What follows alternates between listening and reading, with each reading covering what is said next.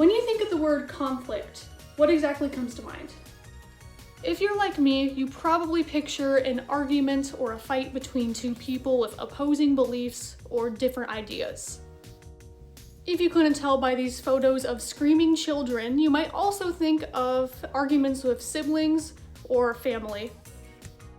If you're thinking on a slightly larger scale, you might picture an argument or a fight between multiple people. This could be at work or school or in a family or friend setting. Now, if we're thinking on a global or worldwide scale, you might think of war, which is a very violent form of conflict. Perhaps if you're thinking more of modern times, you're probably thinking of some certain internet controversies. Not exactly sure where this came from, but anyway, the point is conflicts can be seen in many different ways by us.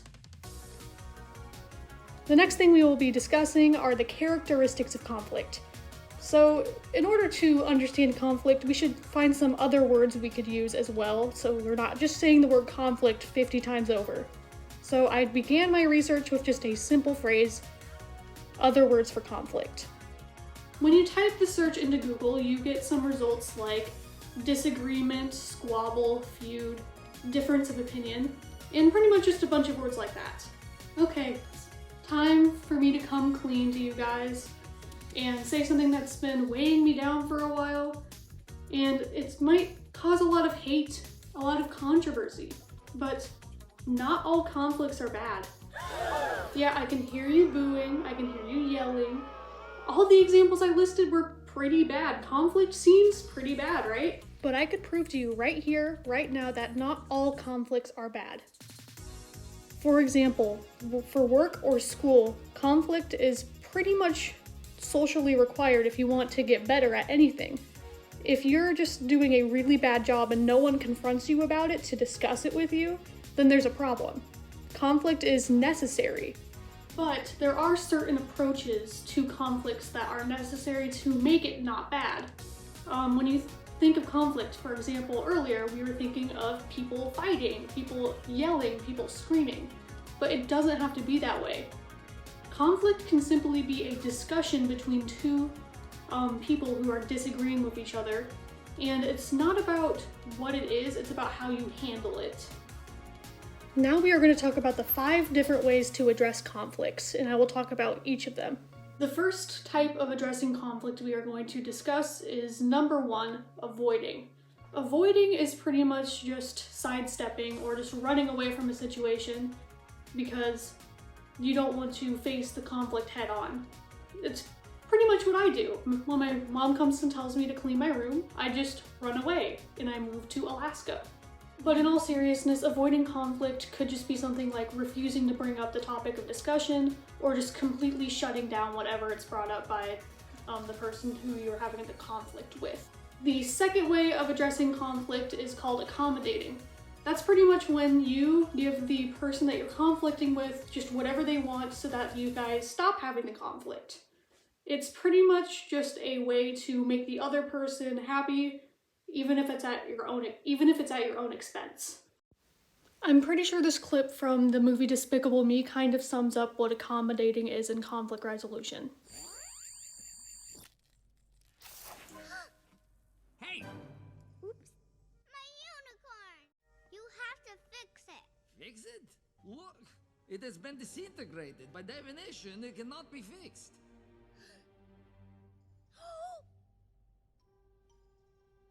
That's freaking me out. What is she doing? She's gonna hold her breath until she gets a new one. Ugh. It is just a toy. Now stop it. Okay, I'll fix it. Pretty much in that clip, the Infinity War gets the best of the little unicorn guy, and then the kid's just like, hey, can you fix this? And then Gru's like, no, I can't. So then pretty much the child is like, I'll threaten to starve my brain of oxygen until you fix it. And then obviously Gru has no choice but to give in because don't want to suffocate the child. The third type of discussing conflict is the competitive or competing method. That is kind of just a very assertive and aggressive way to just kind of push your beliefs on someone.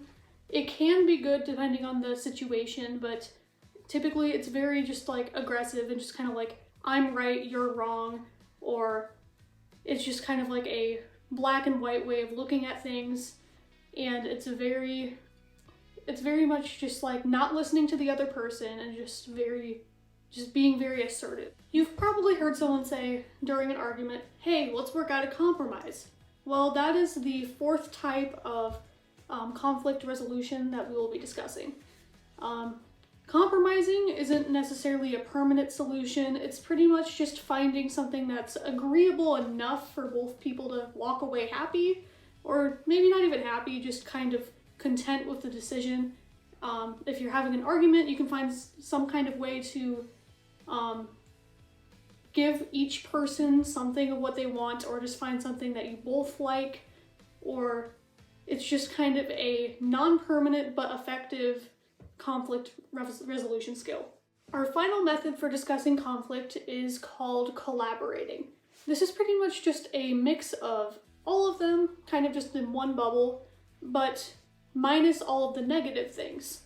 Collaborating means that everyone walks away happy. Everyone walks away feeling good. Everyone's just getting what they want, but it's not in an aggressive or just like kind of a, hey, I want to get out of this, just do whatever you want, I just don't want to fight anymore kind of way.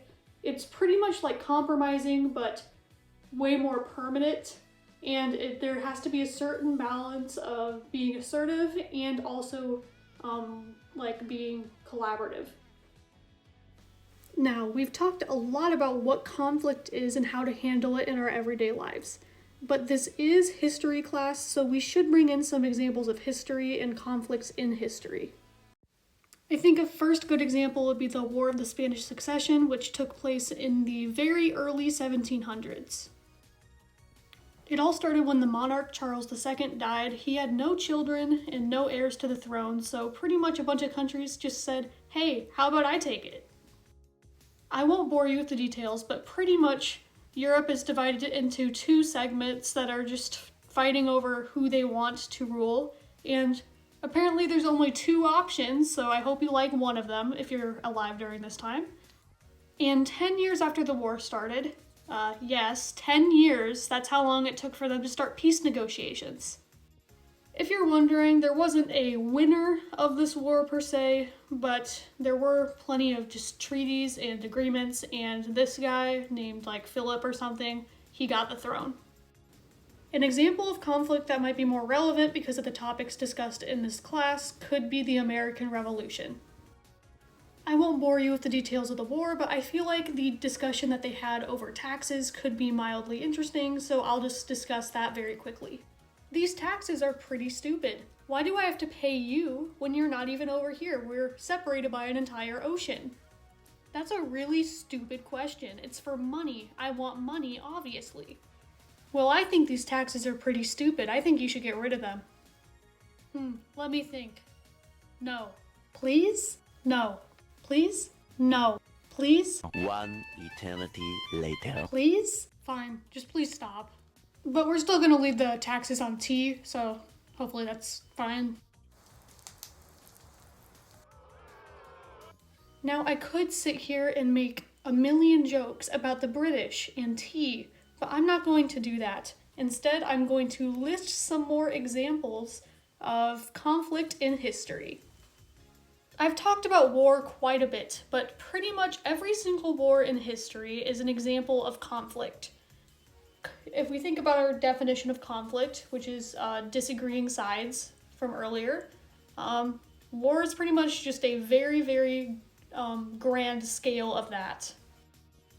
I can go on and list countless examples, but I will just keep it simple and just list a few. A few examples of conflict in history could include, again, war.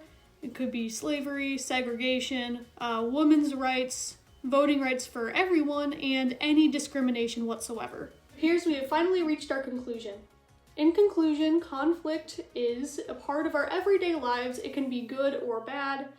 A lot of it is shown in modern times with the media and in our own homes, and a lot of it can be in history with war, and it can be on a small scale or a grand scale. How I love this pretty bed. Now I'll rest my weary head. Good night.